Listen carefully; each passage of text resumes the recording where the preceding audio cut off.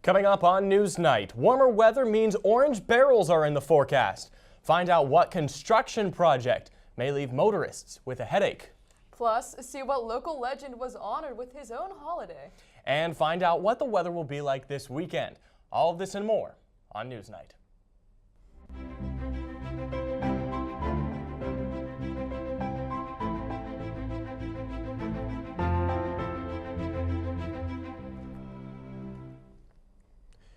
Good evening and welcome to Newsnight. I'm Josh Croup alongside Jess Paterchak.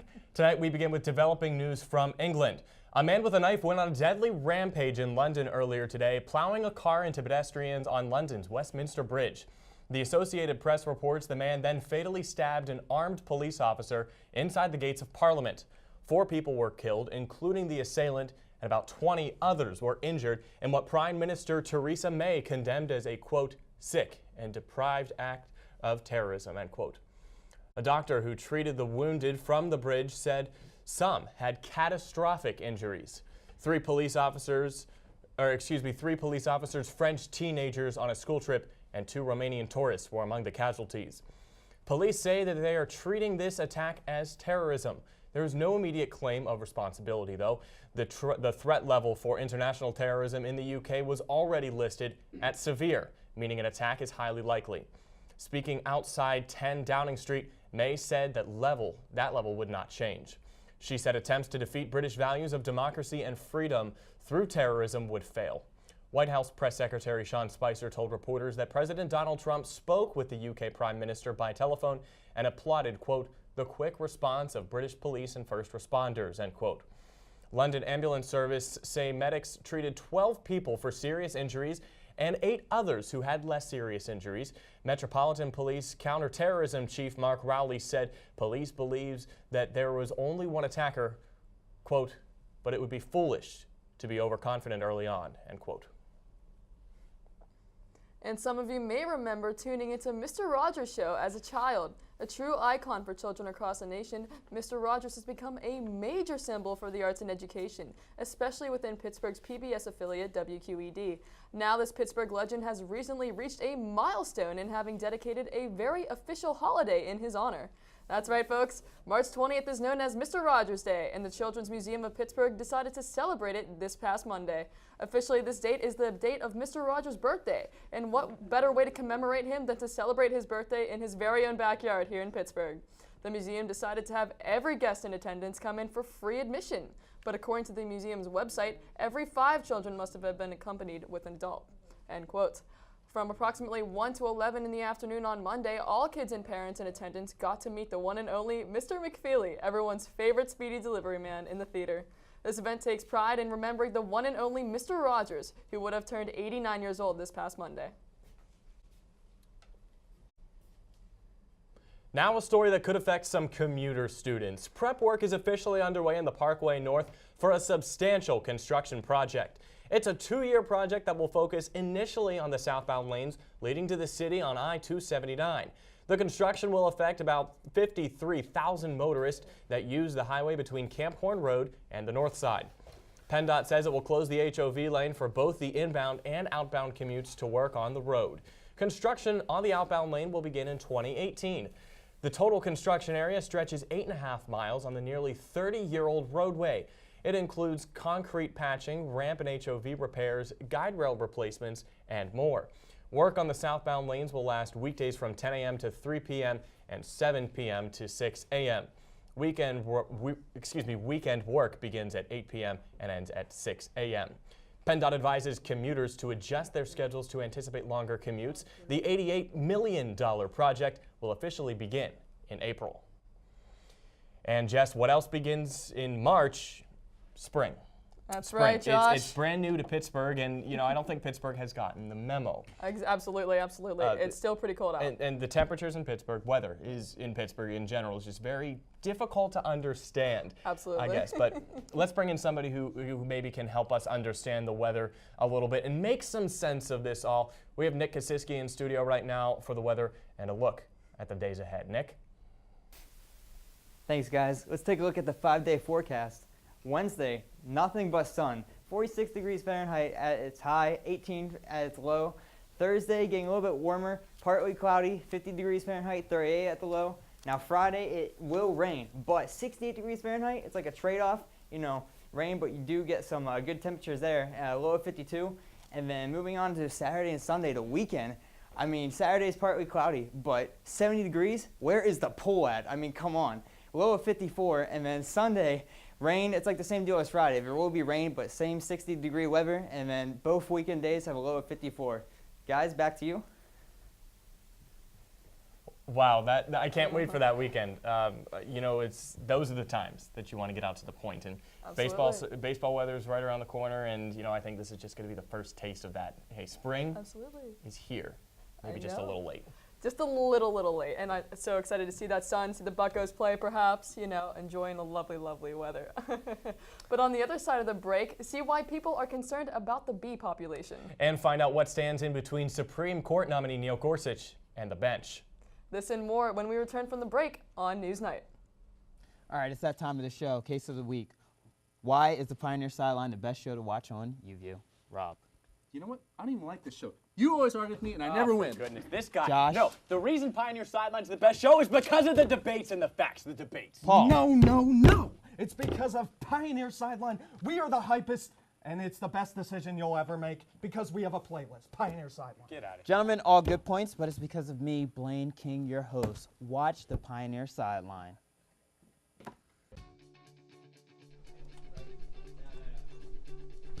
All right, guys, any questions on scripts? We good to go? Yep. Right. Should be good. All right, great. All right, yeah, camera 3 set up right there. Camera 2. All right. Use the ball when you're moving this around, but set up for the 2 shots just right there.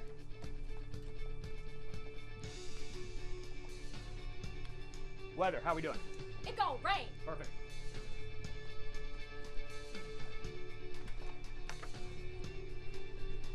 Welcome back to Daybreak. I'm Sarah Mackin with the real host, Adrian Billon, was seen snuggled up. All right, prompter. We got everything in. We're good to go? Key Pro, everything loaded. We're good to go? All right. Tyler, any questions? That shot looks fine. 3, 2, 1. Bring up camera 2. Open mics. Cue talent. Good morning and welcome to Daybreak. I'm Blaine King. Thanks for tuning in. I'm Aubrey Henkin. And I'm Aaron Myler. And this is Entertainment on Point. Beyonce has surprised us again. Kanye West just tweeted, "This was a huge weekend at the box office. A fan favorite TV show just got canceled. Guess what band is coming to the city?" And the award went to... But did you see her engagement ring? Her outfit was awful. I would fire her stylist. Tune in for all of your Hollywood gossip and pop culture news. Entertainment on Point. Get into the point of pop culture. Welcome back to NewsNight. Supreme Court confirmation hearings for Neil Gorsuch are underway. Democrats at the hearing said that they are not yet over losing their nomination, Merrick Garland, after the Senate refused to hold hearings for the President Barack Obama's nominee nearly 1 year ago. Republicans are rushing to confirm the nominee, who might need 60 votes in the Senate for his confirmation. Democrats are outnumbered in the Senate 52-48. It is unclear now how the Democrats will fight the nomination. If Gorsuch does not receive 60 votes needed to overcome a filibuster, Republicans could move to require a simple majority vote. Democrats risk partaking in the same obstruction tactics used by their counterparts, which they opposed. But some Democrats said they would take the high road with a Republican nominee. Gorsuch said at the hearing that his role on the Supreme Court would not be about politics. The 49-year-old currently sits on the 10th Circuit Court of Appeals in Colorado. The Harvard graduate and Denver native would be one of the only justices born west of the Mississippi. Gorsuch looks to fill the Supreme Court seat of Antonin Scalia, left vacant for more than 400 days. And as spring is upon us and the weather begins to become a little more pleasant outdoors, flowers will bloom and blue skies will loom over us. As you walk past a pretty tulip, you may not see the typical bumblebee trying to get the pollen from those flowers. According to the U.S. Fish and Wildlife Service, bumblebees have officially been added to the endangered species list. This does come as a surprise considering how often you see bees, but the science says otherwise. According to this agency, there has been a serious decline in bumblebee population over the last 20 years, going down approximately by 87% according to USA Today. The bee, having a rugged back being the reason for its namesake, is recording appearances around 28 states across the country, from the Dakotas to Connecticut. Midwest Regional Director for the Wildlife Service, Tom Mielis, said, quote, listing the bee as endangered will help us mobilize partners and focus resources on finding ways right now to stop this decline, end quote. His designation for the bumblebee is made under the Endangered Species Act for the U.S. Fish and Wildlife Service. Bees pollinate the majority of plants that coexist in our environment and climate in order to allow plants, fruits, and vegetables to flourish here in the United States. If bees' presence continues to fade away, it will drastically affect our presence and way of life in regards to the foods we consume, our diet, and ultimately our existence. Bees have such a major impact on our presence and diet, and hopefully we start to see a change in the right direction for bumblebees here in the future. When we return, see what FBI Director James Comey had to say about President Trump's wiretapping claims. Plus, to find out why Britain has joined a list of 10 countries banning traveling electronics. And Mike Turk will be here to talk all things March Madness and NFL free agency when we return from the break. You're watching Newsnight.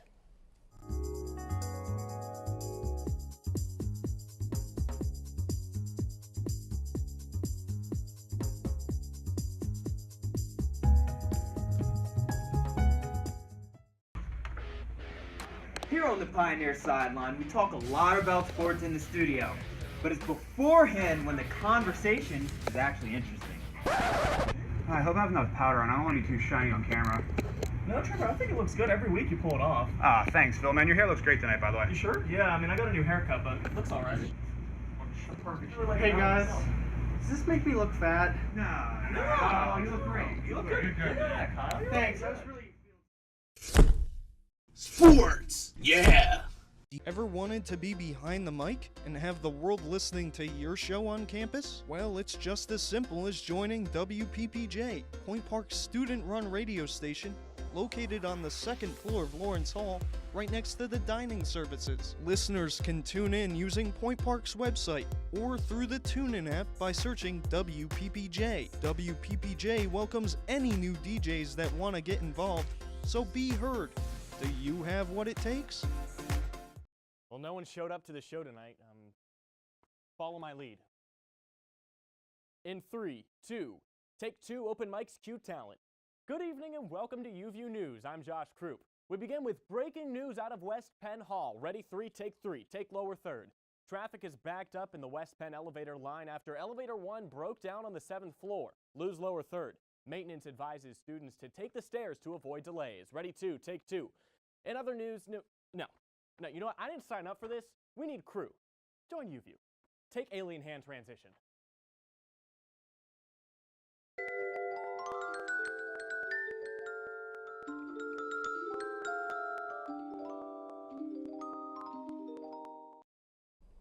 FBI Director James Comey says that there is no evidence to support President Donald Trump's tweets accusing Barack Obama of wiretapping Trump Tower.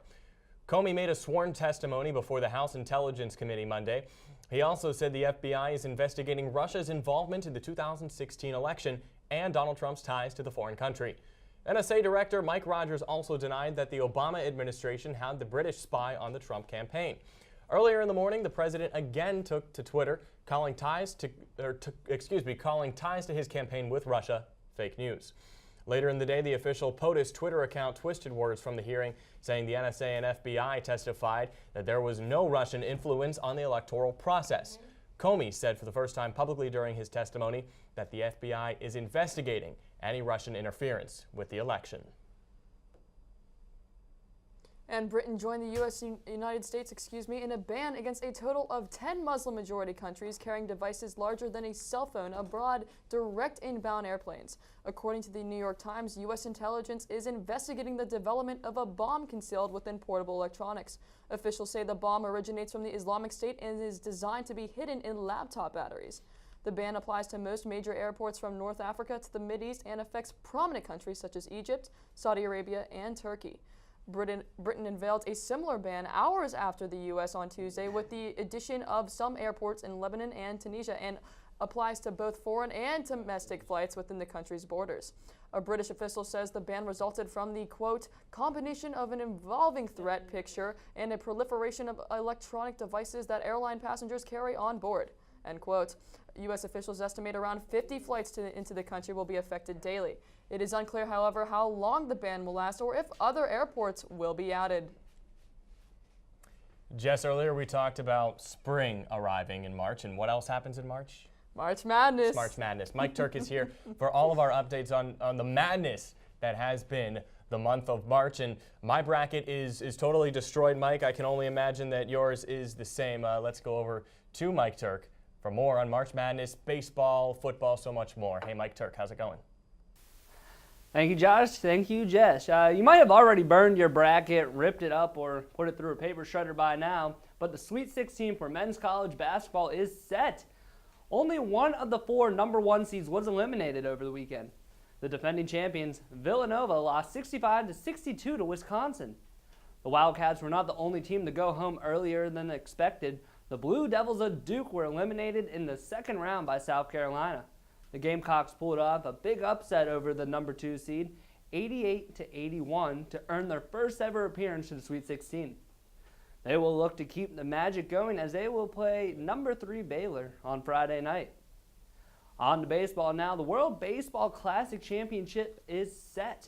Unbeaten Puerto Rico defeated the Netherlands Monday night to advance to the championship at Dodger Stadium in Los Angeles. They will face Team USA as they won a close game last night 2-1 over Japan to advance to their first ever World Baseball Classic final. They will face Puerto Rico for a second time as they dropped the first game to them 5 days ago, 6-5. First pitch for tonight's game is scheduled for 9 o'clock on MLB Network. And finally, on to NFL free agency talk. After letting their lead back Latavius Murray walk and sign with the Minnesota Vikings, the Oakland Raiders look to fill the void in their backfield with retired running back Marshawn Lynch. The former first-round pick has shown interest in the Raiders and has hinted of coming out of retirement to play for the Silver and Black.